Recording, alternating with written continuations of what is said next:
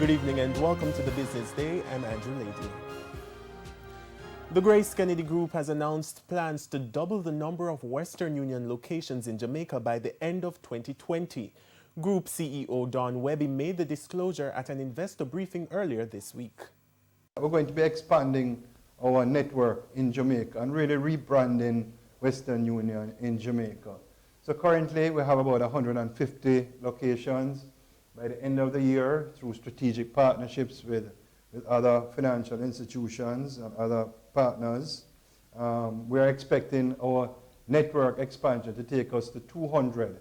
That's 150 to 200. And by the end of 2020, we're actually looking to have 300 locations throughout Jamaica offering our Western Union services. Businesses and consumers are being told there will be less volatility in the foreign exchange market come next year.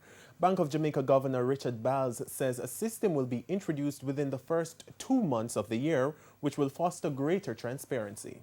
What this platform will do is allow all the traders to see all of the bids and offers, all of the buyers to see the bids and offers, all of the sellers to see the bids and offers. So if you are a perpetual buyer or perpetual seller, or you're a dealer, you can go on this system and every day you will see real time what the bids and offers are.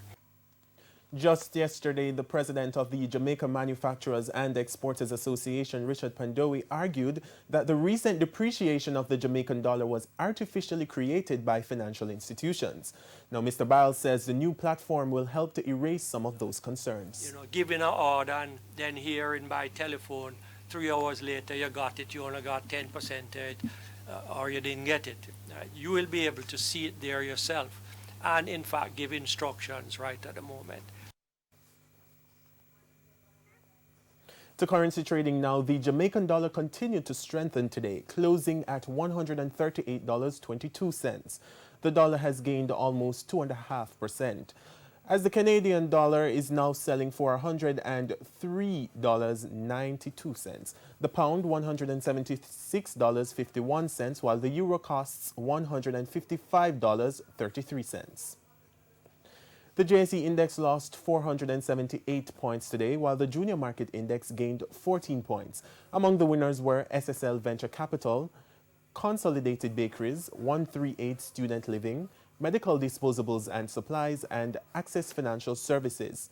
On the losing side were Dolphin Cove, Siboney Group, Jamaica Stock Exchange, Derrimont Trading, and Scotia Group, Jamaica. And that's the business day, the financial week rather. I'm Andrew Laidley. Good evening.